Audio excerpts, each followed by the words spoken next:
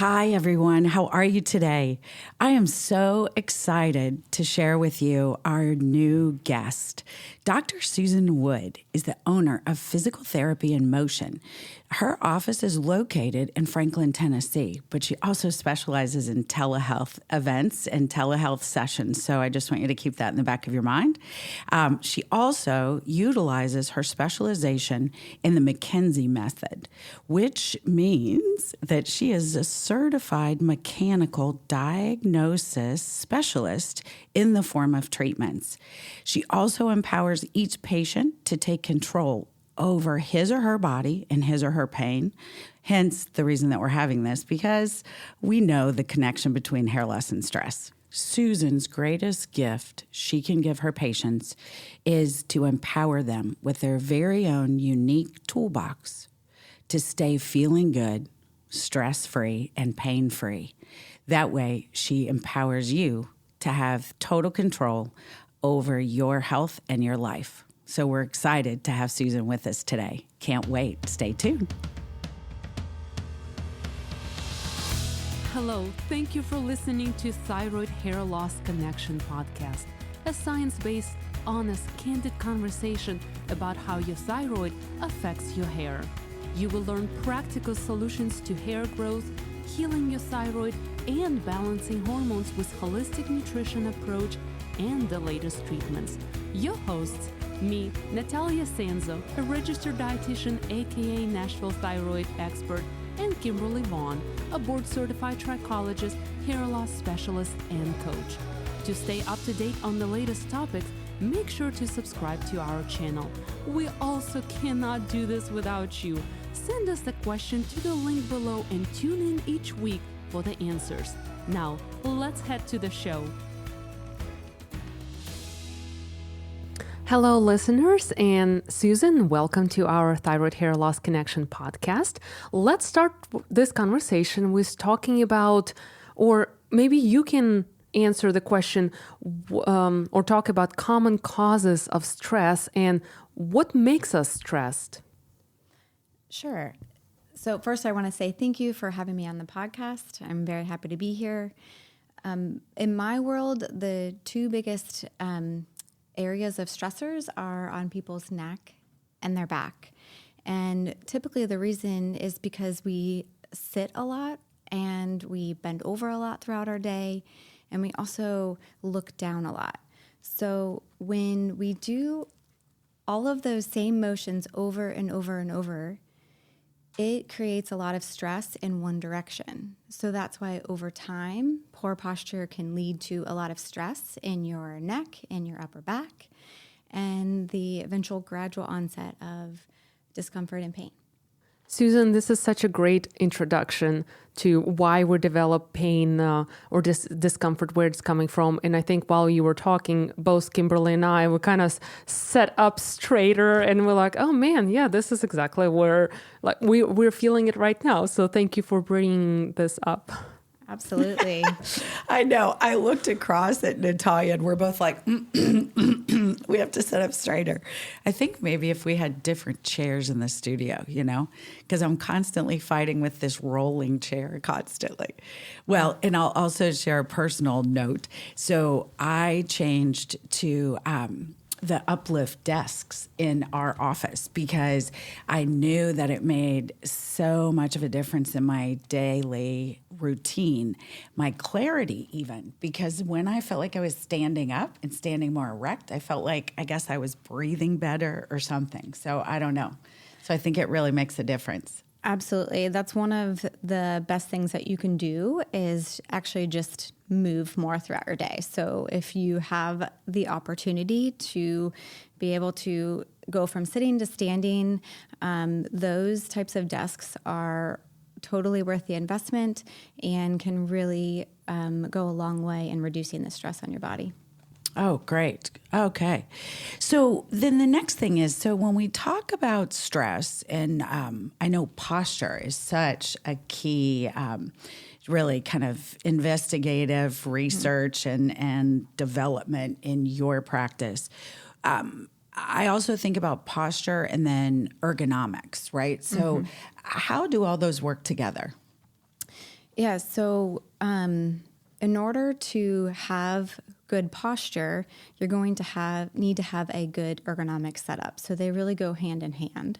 So I think the best way is to just illustrate what happens to your body when you are in a poor position for a long period of time. So that way you can see it in your mind. So this is what a lot of people do. They will sit really slouchy in their chair and their head's leaning forward and they're kind of getting very close to their screen. So this is going to create a C position to your spine. And over time, that can actually lead to tension headaches and back and neck pain. So what you really want is to have the normal curvature in your spine. So you have this normal slight curvature inward in your neck and your lower back that you lose with that positioning. So one of my favorite things to do is to use a lumbar support. And my favorite is called the McKenzie Lumbar Super Roll. You can get it on Amazon and we can add it to the show notes. It is a great lumbar support because it's small. And when you correct the position of your lumbar spine, it actually is going to help correct the position of your cervical spine. And that position alone can be so powerful that I had a friend use this roll recently, and she was able to reduce all of the tension in her low back. She could actually end up sitting 10 hours in her chair without any pain. And when she went to her monthly chiropractic checkup, he said she did not need an adjustment. So having good positioning can go a really long way. Oh, that's terrific. Thank you for that, because I know that everyone listening probably sits at some point in time during their day, right?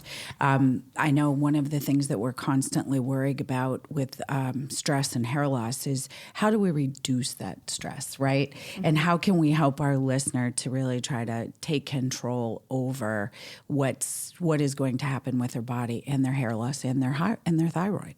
Susan, so you had mentioned that posture was so important, and then I had brought that around to how does that really transfer over to ergonomics? What can you offer the listener to do at home or at their workspace so that it can help them with how they're working all day, whether it's sitting or standing?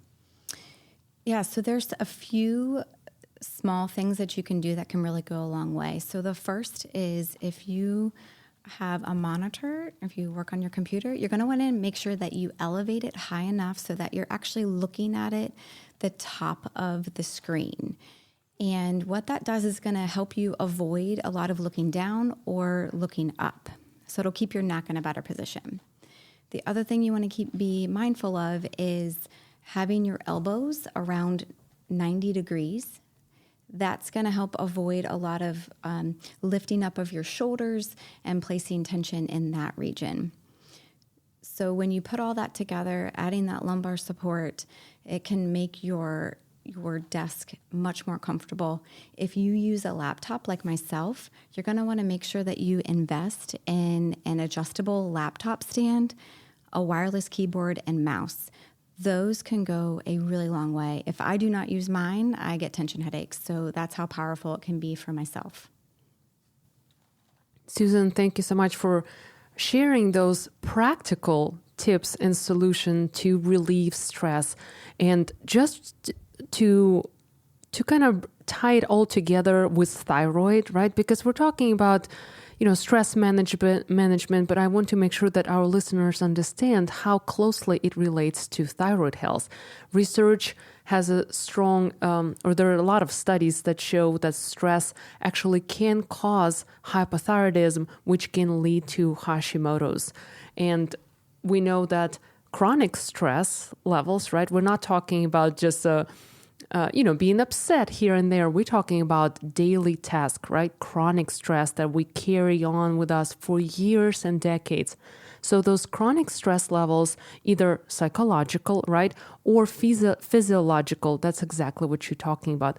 That's what can worsen or weakens our immune system, which worsens Hashimoto's hypothyroidism. So I think it's so important for our listeners to understand that there is a connection And, applying these simple tips can make a huge difference, not only on stress relief, but even on their autoimmune condition.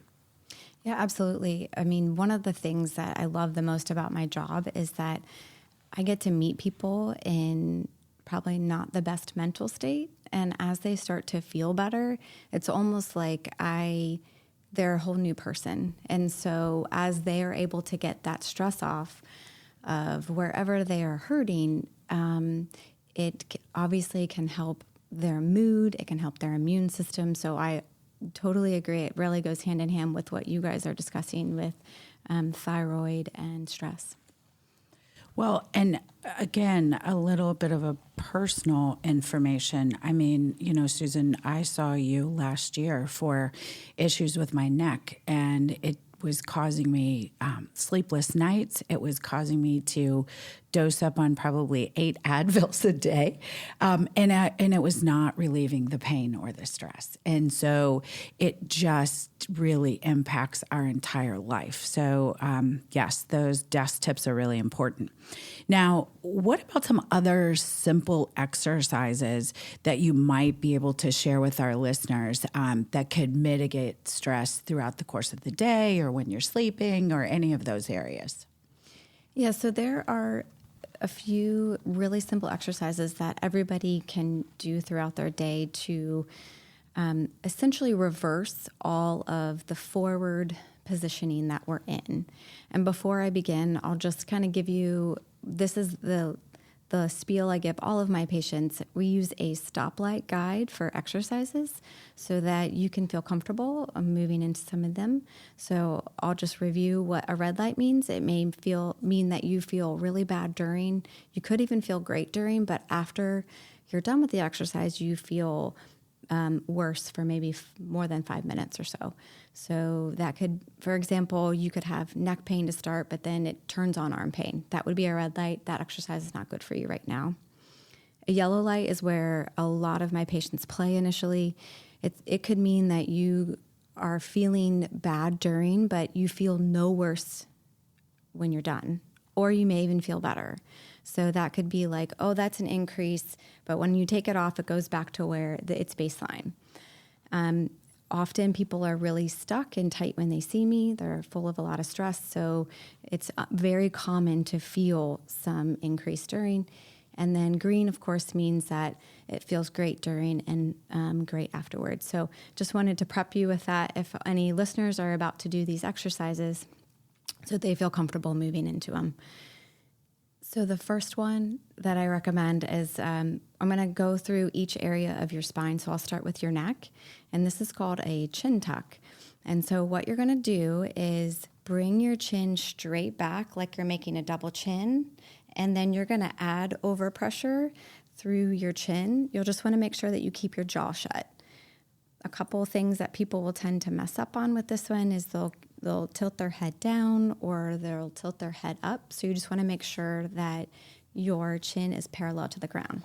So is this the same exercise that I've read about that will help all of these wrinkles on my neck? I cannot guarantee that. I'm sorry. Okay, well, I'm just seeing if we can multitask here.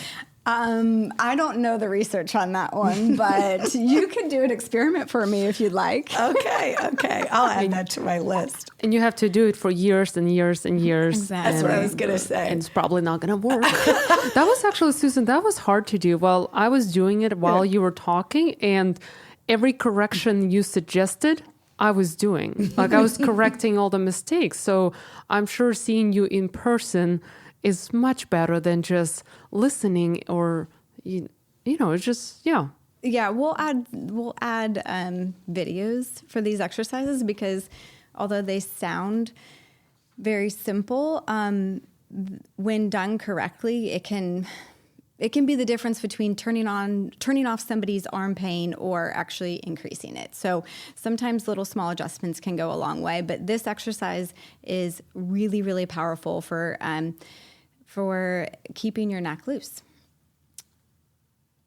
Great. Yes. So we're excited. So what's the next one? Okay. So the next one's going to be for your upper back, and I love this exercise. So to do this one, Natalia, are you doing this? I am. I'm ready. Okay. So you are the perfect height for this chair.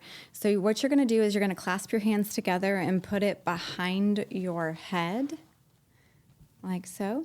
Okay. And then you're going to bring your back against the chair, and you're going to arch over the back of the chair. Bring your elbows in towards... Do you hear my back cracking? That's good. You needed it. There you go. That's it.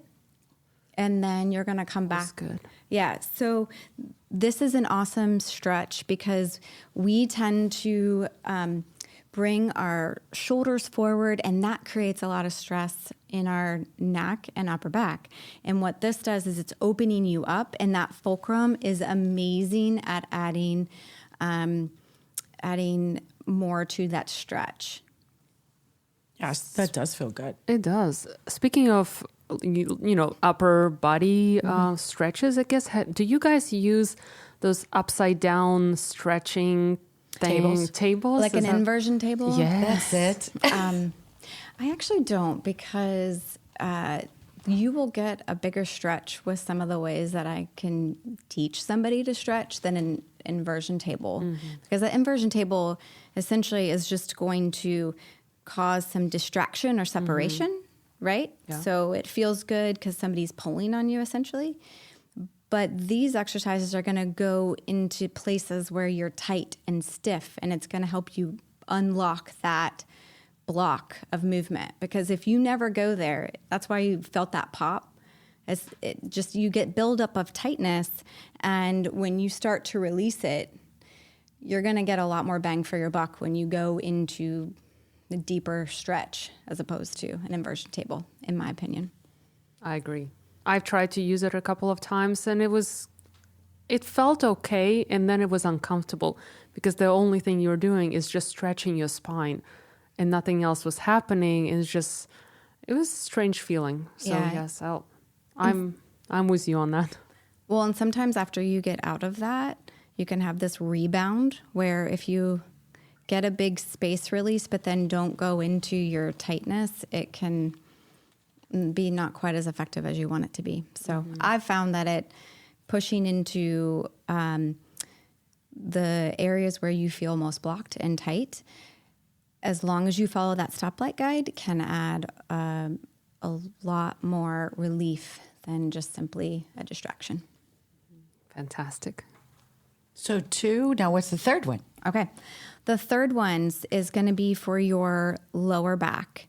And again, if we're thinking we need to get our spine in better alignment and we do a lot of bending over during the day, this exercise is going to move you in the opposite direction, and you're going to be bending backwards. So to do this, you'll stand up, place your hands on both hips.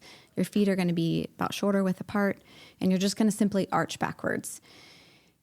Oftentimes, people are going to be really tight into this direction because it's not a movement that we do very often.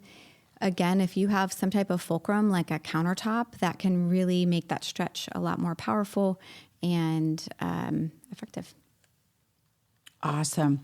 Oh my gosh, Susan, that's great. Now, I think you had shared a moment ago, and you and I had spoke before the episode, that you're going to be able to add some links onto the notes below this episode for our listeners to be able to see these exercises and these tips.